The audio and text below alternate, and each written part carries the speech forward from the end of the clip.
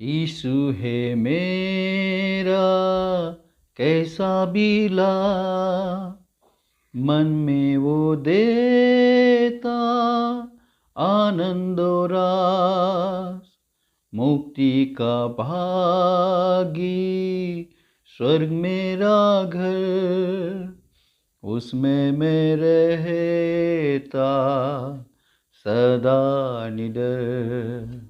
परमपिता परमेश्वर के महिमा और बड़ाई हो। आइए हम आज का मनन के लिए भजन संहिता का पुस्तक उसका 115 अध्याय को हम देखेंगे।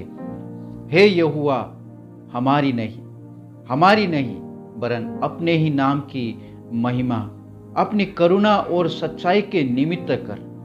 जाति जाति के लोग क्यों कहने पाए, उनका परमेश्वर कहाँ रहा। हमारा परमेश्वर तो स्वर्ग में है, उसने जो चाहा वही किया है। परमपिता परमेश्वर की महिमा और बड़ाई हो।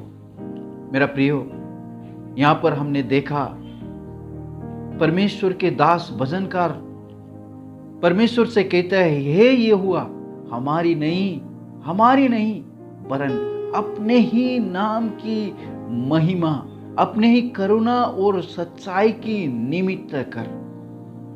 क्योंकि जब तक हम परमेश्वर का करुणा और उनका सच्चाई को हमारे जीवन में हम चख न लेंगे, तब तक हम कभी भी परमेश्वर को महिमा और उनका बड़ाई कभी नहीं कर पाएंगे। परमेश्वर का करुणा हमारे जीवन में कैसा है, हम अनुभव नहीं करें तो हम एक रीति रिवाज करने वाले बाकी धर्मावलंबी के समान हम भी भिन्न भिन्न रीति रिवाजों में हम घुसकर चल सकते हैं। परंतु यदि हम परमेश्वर का करुणा और उनका सच्चाई को हमारा जीवन में अनुभव किया है तो हम कभी भी उनका रीति रिवाज के अनुसार हम जीवन नहीं बिताएंगे।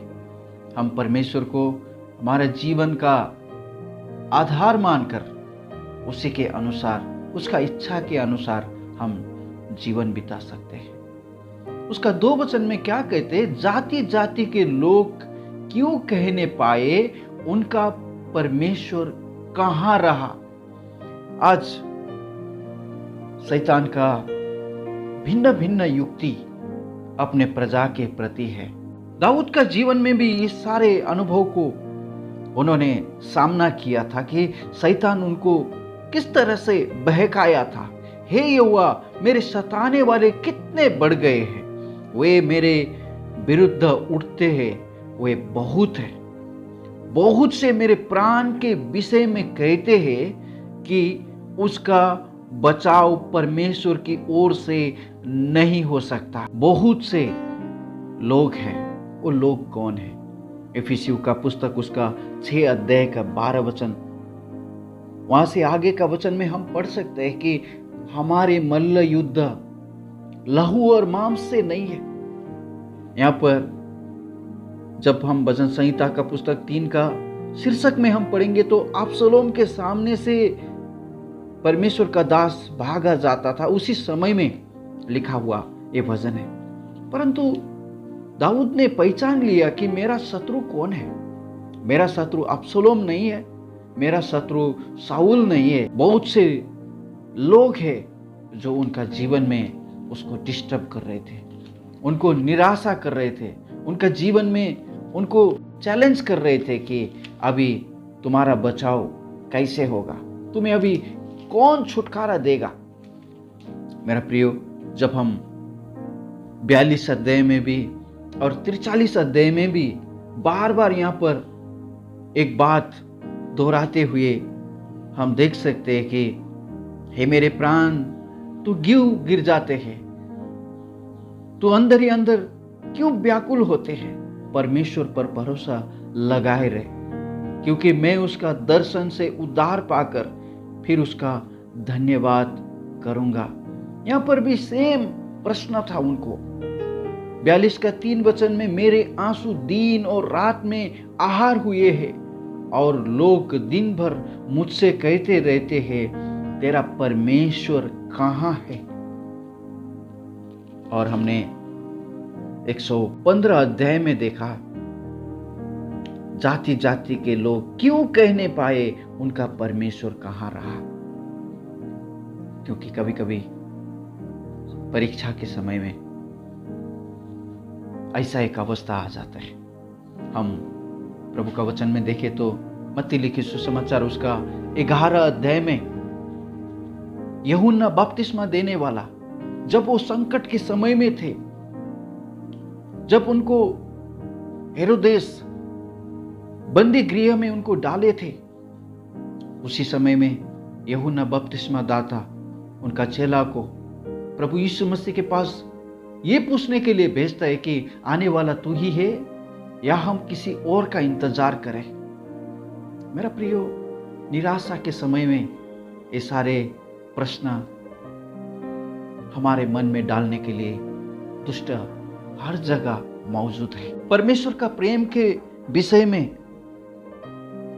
मनुष्य के मन में डाउट डालने के लिए शुरू से हम देख सकते हैं। हम उत्पत्ति का पुस्तक 3 अध्याय में स्पष्ट रीति से हमने देखा, यदि परमेश्वर तुमसे प्यार करते हैं तो ये फल खाने के लिए क्यों मना किया। क्योंकि परमेश्वर जानते हैं कि जिस दिन तुम फल खाओगे तुम परमेश्वर के तुल्य हो जाओगे, और परमेश्वर नहीं चाहते कि तुम परमेश्वर के तुल्य हो जाओ। क्योंकि उस परमेश्वर का तुल्य होने के लिए शैतान ने आशा किया था। हम यशायाह की पुस्तक 14 अध्याय में देखते हैं, और भजन संहिता का पुस्तक 115 का 4 वचन से आगे में हम पढ़ेंगे तो यहाँ पर हम देख सकते हैं कि आप और मैं उपासना करने वाला परमेश्वर और दुनिया उपासना करने वाला देवी देवताओं में क्या फर्क है। 8 वचन कहते हैं, जैसे वे है वैसे ही उनके बनाने वाला है, और उन पर सब भरोसा रखने वाले भी वैसा ही हो जाएंगे। और 9 वचन, हे इस्राएल यहोवा पर भरोसा रख, तेरा सहायक और ढाल वही है।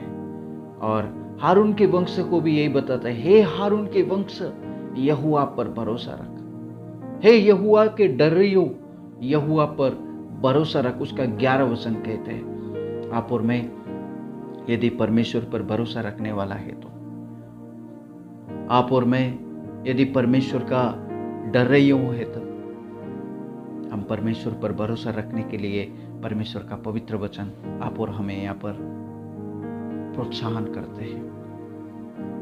किसी का यही प्रश्न है, समस्या के समय उनका जीवन में लगता है कि मेरा परमेश्वर ने मुझे छोड़ दिया है, मेरा परमेश्वर ने मेरा प्रार्थना नहीं सुन रहे हैं, मेरा परमेश्वर मुझसे क्रोधित हुआ होगा। बहुत सारे प्रश्न इबन मसीह में होने के बावजूद भी लोगों के मन में घूमते रहते हैं। उसका 14 वचन में, यहोवा तुमको और तुम्हारे लड़कों को भी अधिक बढ़ाता जाए।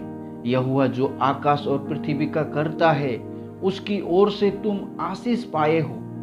स्वर्ग तो यहोवा का है परंतु पृथ्वी उसने मनुष्य को दी है।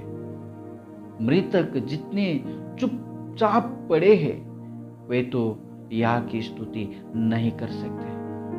आज दुनिया का रीति रिवाज आप देखिए, मृत्यु के बाद में उस मृतकों को भी उसका ईश्वर बनाते हैं। मृतक कभी भी परमेश्वर को प्रसन्न नहीं कर सकते, वो चुपचाप पड़े रहते हैं। परंतु हम लोग यहाँ की अब से लेकर सदा सर्वदा तक धन्य कहते रहेंगे, यहाँ की स्तुति करो। उसका 18 वचन कहता है। मेरा प्रिय, परमेश्वर ने आपको परमेश्वर की महिमा करने के लिए बुलाया है, उनको उपासना करने के लिए बुलाया है। हम अभी भी कह सकते हैं हम सब ये सारे दुनिया का रीति रिवाज में पड़े हुए थे, हमारे जीवन में कोई भी आशा नहीं था। परमेश्वर का महान कृपा के कारण आज हम उस परमेश्वर को जो आप और मुझे बनाया है उसको उपासना करने के लिए हमें अवसर मिला हुआ है। क्योंकि जब हम पहला पत्रुस का पत्री उसका पहले अध्याय में हम पढ़ेंगे तो वहां पर बताया गया आप और हमारा छुटकारा कैसे मिला है। इस कारण अपनी अपनी बुद्धि का कमर बांधकर सचेत रहकर उस अनुग्रह की पूरी आशा रखो। उसका 13 वचन कहते हैं। 18 और 19 वचन में कहते हैं, क्योंकि तुम जानते हो कि तुम्हारा निकम्मा चाल चलन जो बाप दादों से चला आता है, उससे तुम्हारा छुटकारा चांदी सोने अर्थात नाशमान वस्तुओं के द्वारा नहीं हुआ, पर निर्दोष और निष्कलंक मेमने अर्थात मसीह के बहुमूल्य लहू के द्वारा हुआ है। मेरा प्रिय, प्रभु यीशु मसीह ने आप और हमें कैसे छुटकारा दिया। अपने आप को कलवारी क्रूस पर बलिदान होकर आप और हमें छुटकारा दिया हुआ है। प्रभु का वचन कहते हैं, रोमी का किताब उसका 8 अध्याय का 32 वचन में, जिसने अपने नीच पुत्र को भी न रख छोड़ा परंतु उसे हम सबके लिए दे दिया, वो उसके साथ हमें और सब कुछ क्यों न देगा। प्रभु ने भी स्वयं कहा है मत्ती लिखित सुसमाचार 6 का 33 वचन में, तुम पहले परमेश्वर के राज्य और उसका धार्मिकता को खोजे करो तो सब कुछ तुम्हें मिल जाएगा। प्रभु इन सारे वचन के द्वारा आप सबको आशीष और अनुग्रह करे। आइए हम परमेश्वर को धन्यवाद करते हैं। पिताजी धन्यवाद करते, स्तुति करते हैं प्रभु। भजन संहिता का पुस्तक उसका 115 अध्याय के लिए हम आपको धन्यवाद करते हैं। हम मनुष्य के बनाए हुए कला के ऊपर नहीं, हमको सृष्टि किया हुआ सृष्टिकर्ता को हम उपासना करते हैं, उनको महिमा करते हैं। प्रभु आपने हम पर दया किया, अनुग्रह किया प्रभु जी। शैतान अलग अलग युक्ति लगाते हैं प्रभु परमेश्वर पिता, तुम्हारा परमेश्वर कहाँ है। कभी कभी आपका विश्वासी जनों को विश्वास को शिथिल करने में वो लगे हुए हैं प्रभु जी। आप हमें दया और अनुग्रह कीजिए प्रभु। हमारे जीवन में कितना भी समस्या, कितना भी तकलीफ क्यों ना हो प्रभु, उसी समय जिस तरह से प्रेरितों के काम 7वें अध्याय में स्तिफनुस ने आपको देखा था प्रभु, उस संकट के मध्य में हम सब आपको देखने के लिए आप हमें सहायता कीजिए। हमारा प्रार्थना उद्धार करता प्रभु यीशु मसीह के पवित्र नाम से करते हैं, सुनिए और ग्रहण कीजिए पिता। आमीन। May God bless you all.